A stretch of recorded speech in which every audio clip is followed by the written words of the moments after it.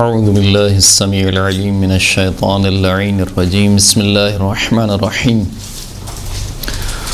الحمد للہ الاول بلا اول کان قبلہ والآخر بلا آخر یکن بعدہ الذي قصرت عن رؤيته ابصار الناظرین وعجزت عن نعته اوہام الواصفین ثم الصلاة والسلام على اشرف الانبیاء والمرسلین وخاتم النبیین سیدنا ونبینا ومولانا ومولا الثقلین جد الحسن والحسین ابی القاسم محمد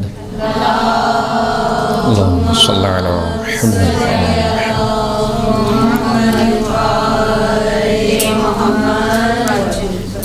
وعلى آله الطيبين الطاهرين المعصومين الذين أذهب الله عنهم الرجس وطهرهم تطهيرا صلى على محمد وآل محمد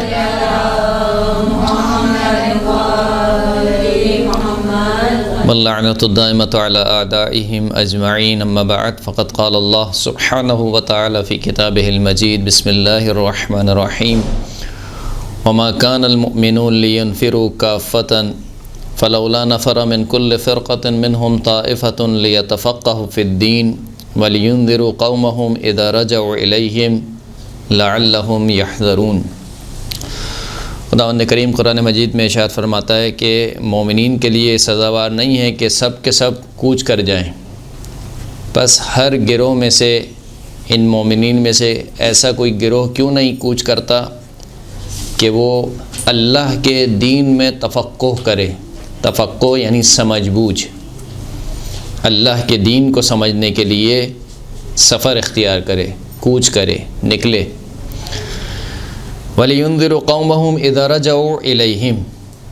یہ کام کیوں کرے، یہ سفر کیوں کیا جائے کہ جب وہ دوبارہ پلٹ کر اپنے قوم کے پاس آئیں اور اپنی قوم کو خدا کا دین بیان کریں تو اپنی قوم کو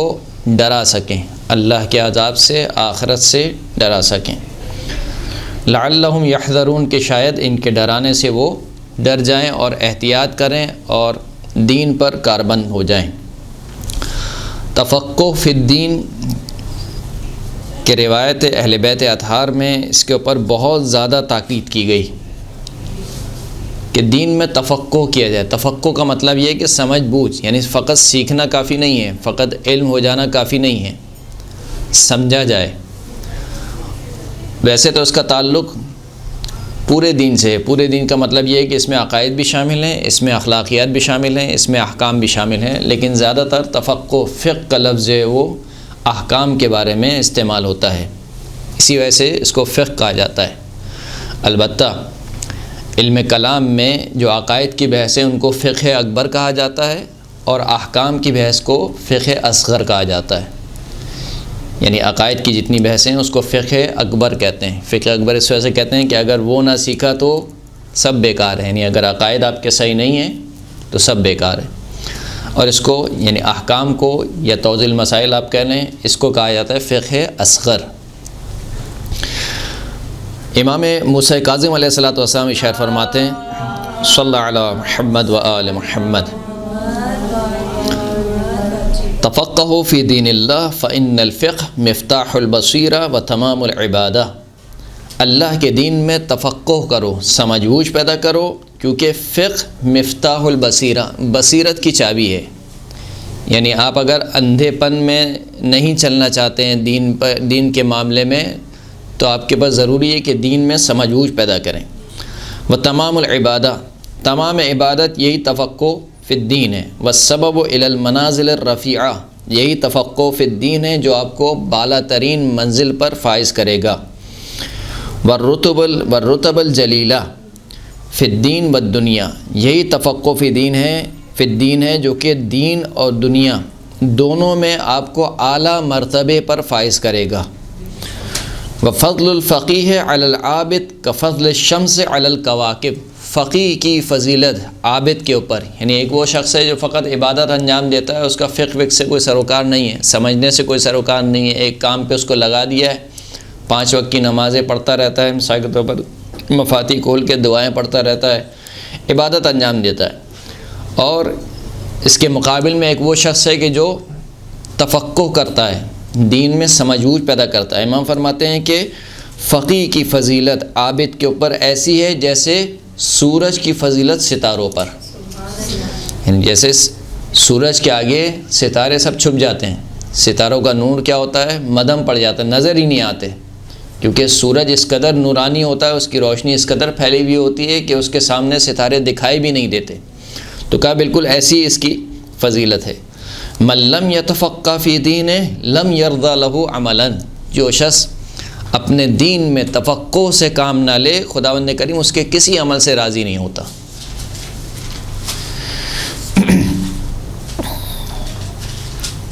پھر ایک مشہور و معروف حدیث ہے جو کہ سرکار ختم مرتبہ حضرت محمد مصطفیٰ صلی اللہ علیہ وآلہ وسلم سے،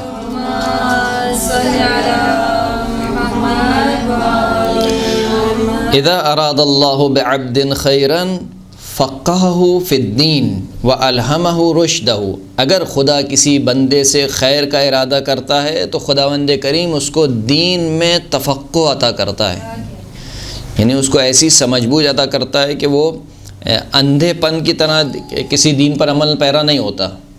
بلکہ وہ دین میں سمجھ بوجھ پیدا کرتا ہے۔ وَزَهَّدَهُ فِي الدُّنْيَا، اور جب اللہ کسی سے خیر کا ارادہ کرتا ہے تو اس کو دنیا سے بے رغبتی عطا کرتا ہے، یعنی اس کا دل دنیا میں اٹکا ہوا نہیں ہوتا۔ دنیا سے بے رغبتی کا مطلب یہ نہیں ہے کہ انسان چلے جائے کسی پہاڑ پر اور رہبانیت کی زندگی بسر کرے۔ دنیا سے بے رغبتی کا مطلب یہ ہے کہ سارے کام انجام دیتا ہے لیکن وہ دنیا کے لیے انجام نہیں دیتا، وہ آخرت کے لیے انجام دیتا ہے، اس کا مطمع نگاہ آخرت ہوتی ہے۔ وَبَصَّرَهُ عُيُوبَهُ، جب اللہ کسی بندے سے خیر کا ارادہ کرتا ہے تو خداوند کریم خود اس کے عیوب اس کو دکھلا دیتا ہے، یعنی یہ بہت بڑی توفیق ہے۔ مریض اس وقت تک صحیح نہیں ہو سکتا جب تک وہ اپنے آپ کو مریض نہ سمجھے، یعنی ایک شخص اس وقت ڈاکٹر کے پاس جائے گا جب وہ اپنے آپ کو کیا سمجھے گا کہ مجھ میں بیماری ہے، میں مریض ہوں، لیکن جب میں اپنے آپ کو بالکل صحت مند سمجھوں گا کہ مجھ میں کوئی بیماری نہیں ہے تو کیا میں جاؤں گا ڈاکٹر کے پاس؟ نہیں جاؤں گا۔ تو جب خداوند کریم کسی بندے سے خیر کا ارادہ کرتا ہے تو اس کو کیا کرتا ہے، اس کے عیوب دکھلا دیتا ہے۔ اس کا مطلب یہ ہے کہ وہ دوسرے کے عیوب ٹٹولنے کے بجائے خود اپنے اندر عیوب کو تلاش کرتا ہے، اور جب اپنے اندر اس کو عیوب نظر آ جاتے ہیں تو وہ بجائے دوسرے پر انگلی اٹھانے کے خود اپنے علاج کے در پہ ہو جاتا ہے کہ میرے اندر یہ عیب ہے، اس عیب کو دور کرنا ہے، میرے اندر خود پسندی کا عیب ہے، میرے اندر مثال کے طور پر تکبر کا عیب ہے، میرے اندر مثال کے طور پر کوئی اور اخلاقی بیماری ہے، غیبت کا عیب ہے، میں نماز صحیح نہیں پڑھتا ہوں مثال کے طور پر، یا ایسا ہوتا ہے نا کبھی کبھار کہ خود انسان کا خود اپنا ضمیر یہ کہتا ہے کہ یار نماز تو میں نے پڑھ لی لیکن یہ ویسی نماز نہیں ہے کہ جیسی مجھے پڑھنی چاہیے تھی۔ تو یہ خود احساس ہو جانا یہ توفیق الہی ہے۔ یعنی کتنے افراد ایسے ہیں کہ جن کے ماتھوں پر، جن کے آنکھوں پر پٹی بندھی ہوئی ہے، ظاہری آنکھوں پر بھی اور دل کی آنکھوں پر بھی، انہیں کچھ نظر نہیں آتا، اپنے عیوب نظر نہیں آتے۔ پھر اس کے بعد ایک اور حدیث، بس یہ آخری حدیث ہو پھر ہم اپنے اصل گفتگو پر آ جائیں گے۔ یہ بھی حدیث جو ہے وہ سرکار ختم مرتبہ حضرت محمد مصطفیٰ صلی اللہ علیہ وآلہ وسلم سے،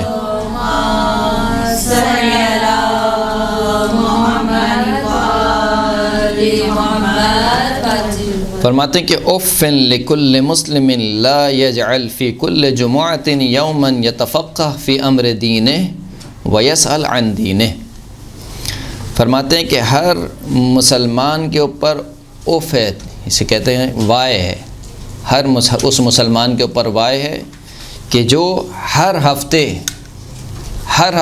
ایک دن ایسا قرار نہ دے کہ جس میں وہ اپنے دین میں سمجھ بوجھ پیدا کرے اور اپنے دین کے بارے میں سوال کرے۔ یعنی کم از کم اگر کوئی شخص مسلمان ہے تو اس کو ہفتے میں ایک دن ایسا رکھنا چاہیے کہ جس دن وہ دین کو سمجھنے کے لیے صرف کرے اور اپنے دین کے بارے میں سوال کرے۔ تو فرماتے ہیں کہ ہر اس مسلمان کے لیے کیا ہے، وائے ہے،